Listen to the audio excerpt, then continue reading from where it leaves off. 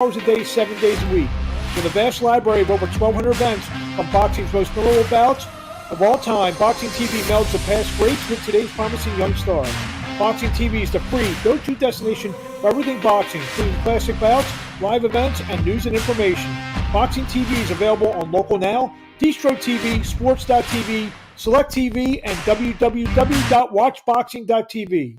Follow Abrams Boxing on social media at Abrams Boxing on Twitter, Abrams Boxing on YouTube, and at Mark Abrams Boxing on Instagram. That is Mark Abrams here. Another week of the Abrams Boxing Show.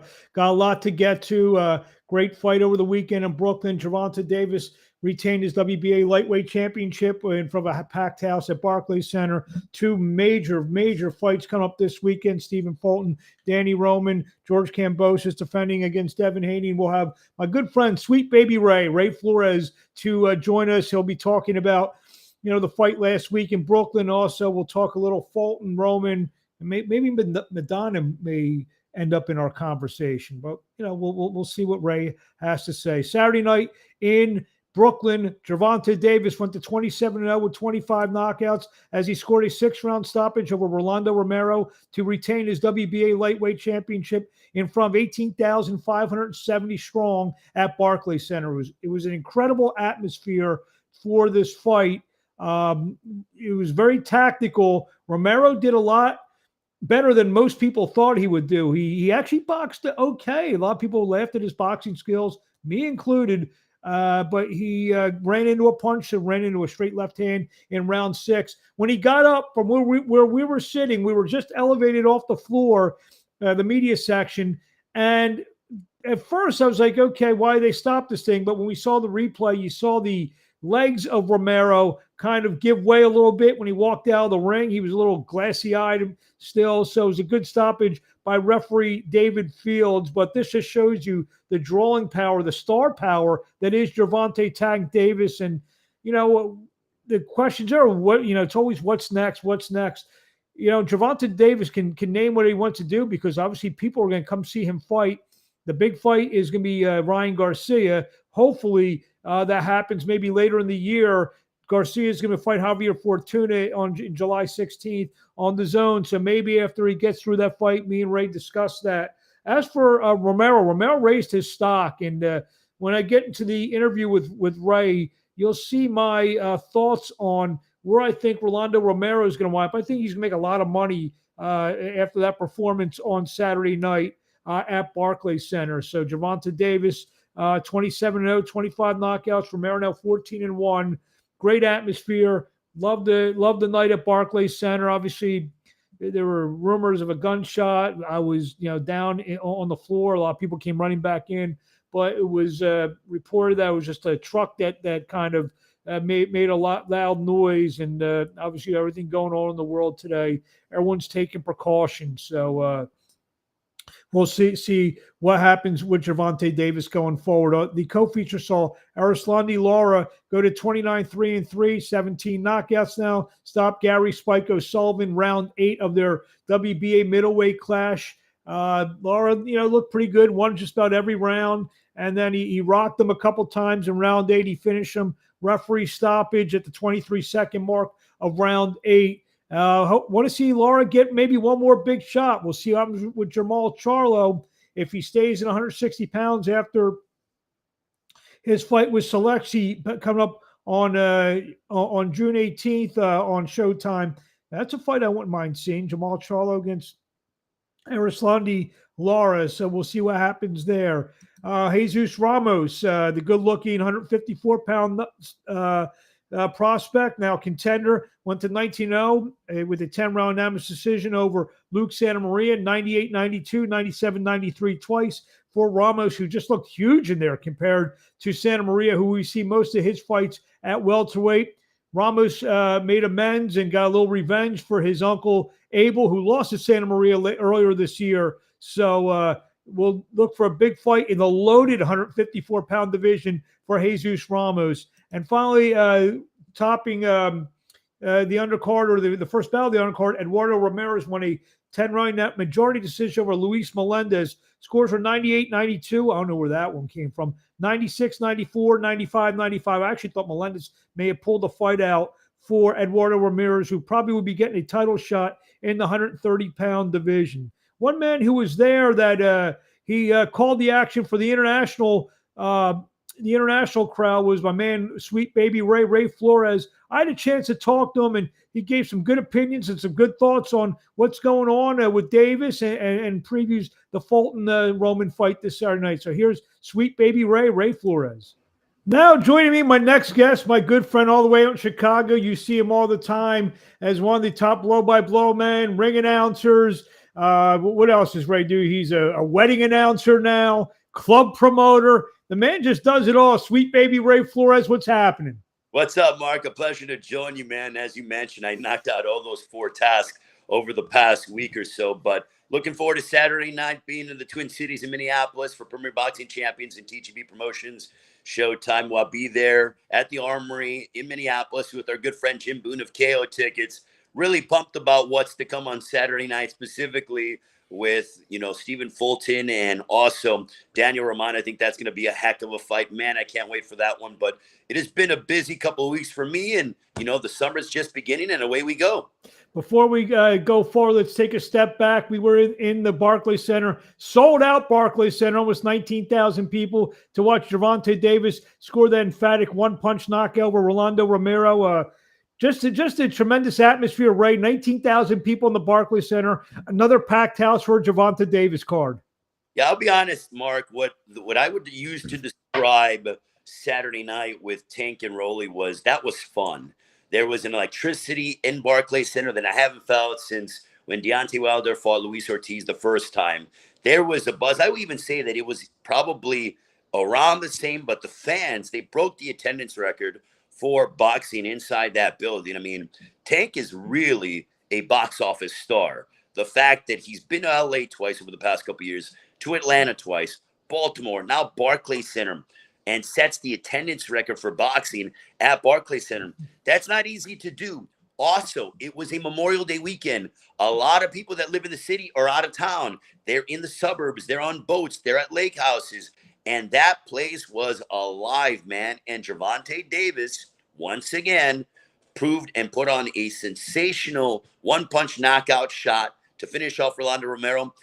But honestly, I think both guys' stock have been elevated in the fight because Rolly proved, because he won a couple rounds, that he belonged in that ring with Gervonta, that he can be a top elite lightweight. Leonard Ellerbe even said, he goes, look, I think Rolly can beat any other lightweight in the world besides Gervonta Davis. Now, we'll find out if that's the beef, actually reign on his prediction. But still, Rolly's stock, I don't think, was lowered. I think kind of we knew what Rolly was about, but he proved even Gervonta. For Gervonta to give him credit, you and I were in that press room afterwards, for Gervonta to say, yeah, he hits hard. He's a lot stronger than what I thought. And even though Gervonta handled business, he gave respect to Rolando Romero. And who would have thought in the lead up to this that would have happened? Rolando Romero remind me of it. I think about it after the fight. He was compared to Ricardo Mayorga a little bit before the fight. I think he's going to maybe have that type of career. Not maybe he's a guy who's going to be brought in, maybe a guy like Haney or Kambosos or Lomachenko, whoever wins these fights, a guy who can sell a fight, a guy who can punch hard. He's be like one of those high paid, high class in terms of he's going to sell the fight, B-sides, and he's going to wind up making a lot of money fighting a lot of people, I think, going forward. That's just my opinion. Oh, you're very smart, Mark, because you've been around the game for a long time, and I believe that because, look, people love a villain in exactly. That's the word I used to someone before, yeah. People love the villain, and to be honest, and you know what it's like to interview him, I interviewed him like 2 or 3 times over the past couple of weeks. One for the workout in Las Vegas, a week before the fight. And then during fight week at Gleason's gym. It's so much fun talking to this guy because I don't know what he's going to say. I don't know where his mindset is. I don't know what he's going to throw at me because I'm on my toes. This is kind of like we're going verbal We're going verbal back and forth sparring, and I loved it. He's so much fun to talk to because Rolly goes on all these different tangents. And guess what? It's authentic. That's Rolly.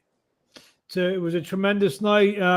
Arislandi Lara finally got Gary O'Sullivan out of the ring in 8 rounds, and the opening bout, a couple of Jesus Ramos, a solid victory. I just want to get back to the main event.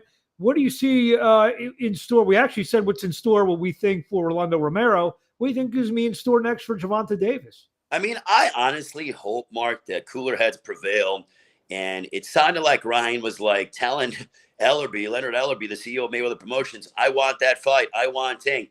He goes, well, Golden Boy won't allow it, this and that. He goes, yeah, you know what? Hey, don't worry about them. And I'm paraphrasing that because, Ryan used a little bit more expletives. But I hope that fight can happen because that, to me, is one of the biggest fights in boxing. I think that is one of the top 3 financial fights when it comes to the revenue that they would generate on pay-per-view at the gate.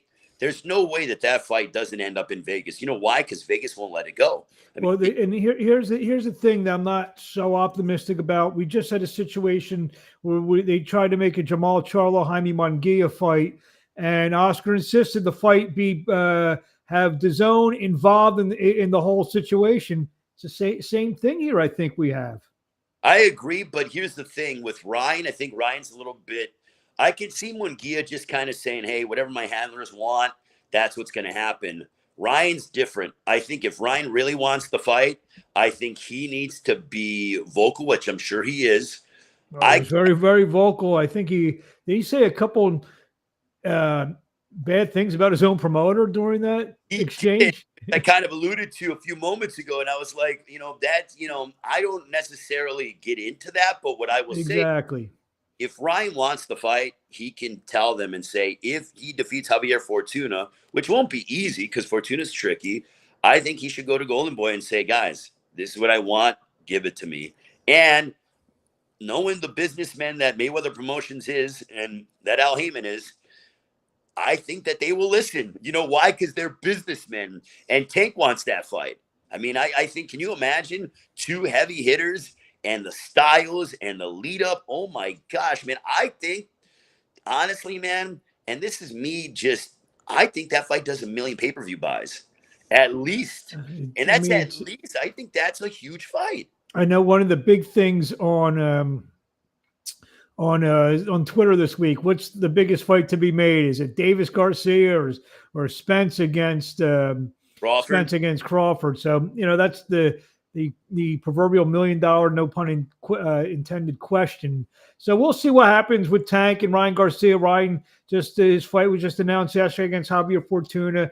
If he gets out of that unscathed, like most think he will, the drum will be beaten very loud for what you just had in mind there. Let's fast forward. And you have a final bow on that. Yeah, I have a final thought. Can you imagine? Because I know LA fight fans.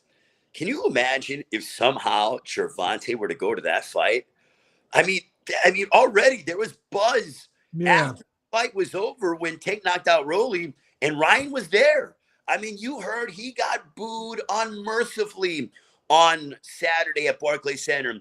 I think if Tank goes to Staples or Crypto.com Arena, I think he gets a reaction, whatever degree that might be, but people would get excited.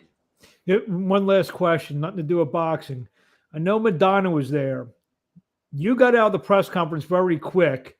I know she's single now and into younger guys. Do anything there or what? I mean, listen, I didn't talk to her, but I mean, if she's out there, I'd definitely take her out to Peter Luger's Steakhouse in Brooklyn. Well, she probably saw you. She was sitting directly across. She may have saw you. Wants to go on a date. I'm a single man. Let's go. I thought because I was going to see if you want to get a drink. I looked around, you were gone. I thought maybe you were. I thought you were maybe chasing the material girl somewhere around Brooklyn or something. Yeah, she bolted right after the main event. Otherwise, I would have gone and just said, hello. That's it. So let's fast forward this week. You alluded to you're going to be in St. Paul or Minneapolis, Minnesota. I think they're connected. Minneapolis, Minnesota. Another good Showtime card. The main event: Stephen Fulton, Danny Roman for the unified 122-pound championship. Ray, without giving a prediction because you're calling the fight, but give me a few deal points that you see on Saturday night. I love this fight, man, because Stephen Fulton, to me, I've watched him grow. You and I have I specifically literally watched watched him, bro. I saw his first couple fights were on small shows that I worked.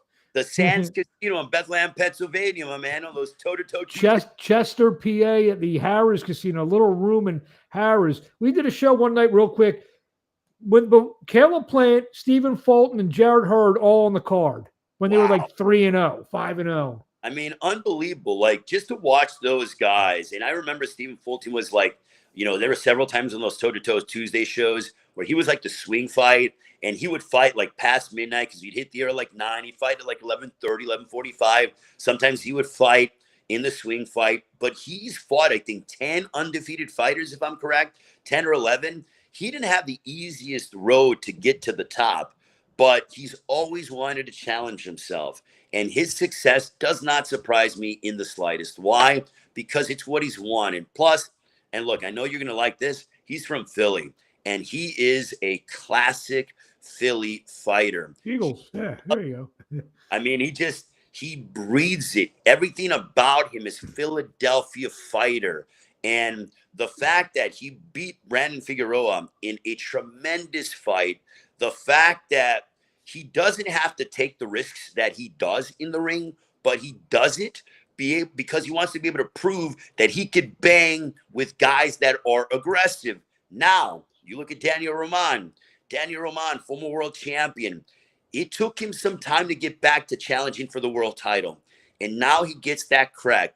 He does not want to go to the back of the line again, Mark, and have to wait again. He understands that as he gets older, time is so precious in your career, so valuable. He needs this fight. I expect him to come out in a very aggressive fashion, but in a smart demeanor, because you can't come at Stephen Fulton with a reckless abandon, because he'll make you pay, and he has the ability to put you out and really hurt you. So Roman's going to come in a calculated way and try to be aggressive and rough him up, and the Armory's going to love every minute of that fight. And the co-feature will pick David Morrell against one of my guys, Calvin Henderson. I guess the conventional wisdom of this fight, Morrell is going to try to make his case to fight a David Benavidez or someone, a real bigger name in the 168-pound division. Is that the way you look at it? Yeah, absolutely. I mean, listen, I love watching David Morrell fight. The guy just has dynamite in his hands. Cuban School of Boxing, uses his distance well, but he's like, we're starting to see a new era in Cuban boxing. We're starting to see a lot more aggression. Correct, yes. Look what Lara is doing. I mean, look at what Salas has been able to do. Ismael Salas is kind of like the head of that Cuban movement, I would say, from a trainer's perspective. And he's putting an emphasis on his fighters to be more aggressive. And David Morrell, I don't believe he's with Salas. I believe he's with somebody else. I think he's with Ronnie Shields, if I'm right? Isn't he with Ronnie? Not sure. Okay, but he I forgot who his trainer is, and it escapes me for the moment. But Morrell is aggressive. He used to be trained under the Circle of Discipline with Sankara Frazier and Adonis Frazier, the trainers of Jamal James, former welterweight champion. But there's an aggression about him. He wants to come out. He wants to demonstrate his physicality. He wants to prove that he's superior than you, and he wants to wipe you out. That's a new change in the past 10 years, because Cubans used to be point fighters, win on decision, make you miss, kind of really not make it aesthetically pleasing. We're seeing a change of the guard over the past 5 years, and David Morrell is a youngster who's sort of emblematic of that change. There you have it. Good few minutes with Ray Flores. Ray, anything you want to say in closing?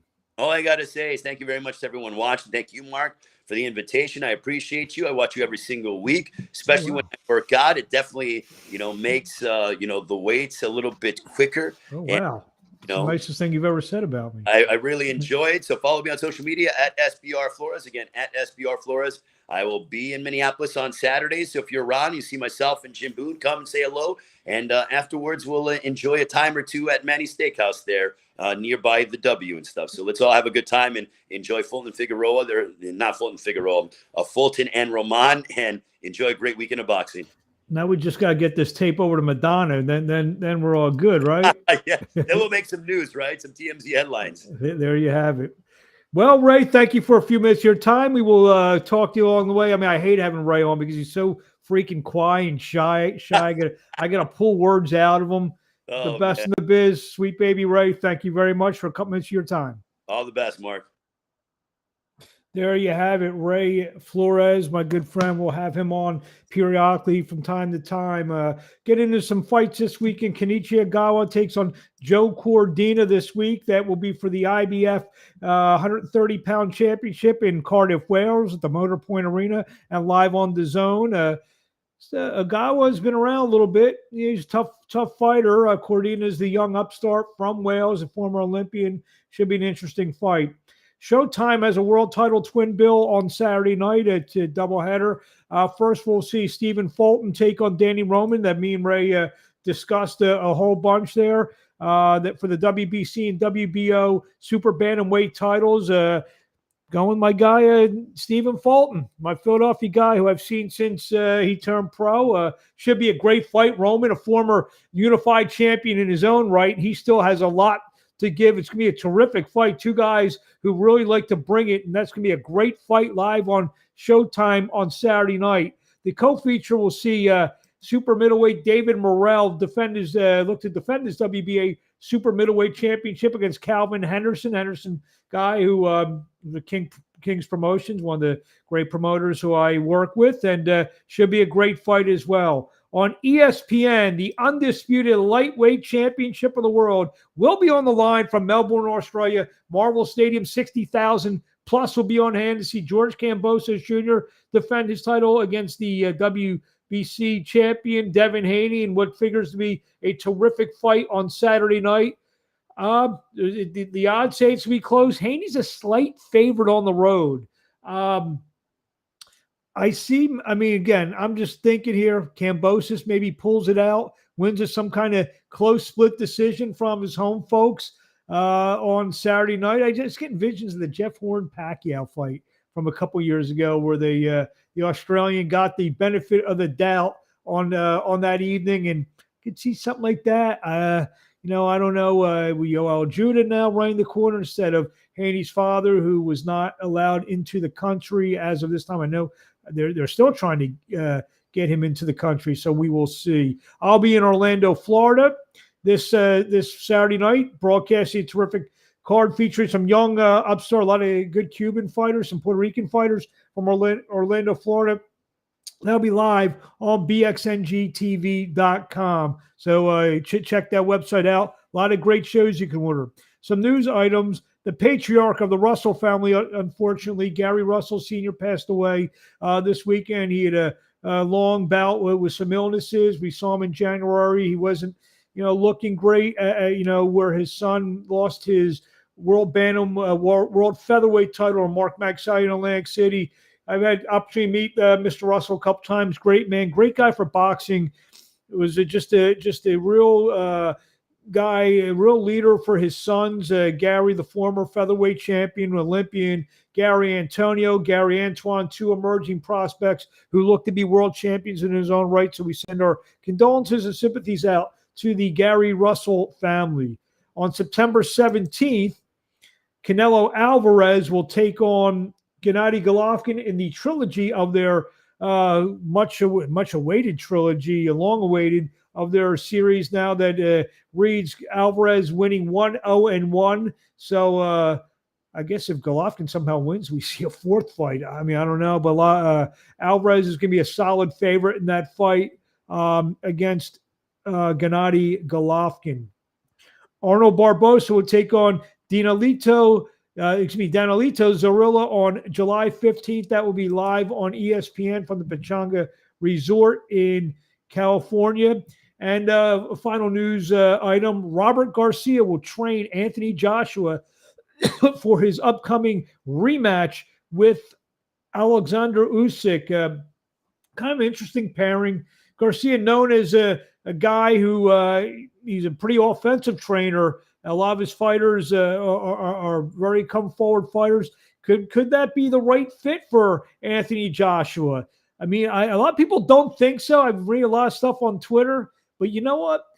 He's got to take it to Usyk. He's the bigger man. So I think Robert Garcia is a pretty good choice for this situation with Anthony Joshua. That fight is going to be in late July or early August. That's the end of our show for this week. I'd like to thank my man, sweet baby Ray Flores, for jumping on and giving us some good chit chat about Davis and Romero plus Fulton and Roman. We'll be back next week. A lot of previews. We'll review everything that happened this week. So for everyone, all the boxing fans, enjoy these great fights this weekend, and we'll talk to you next week on the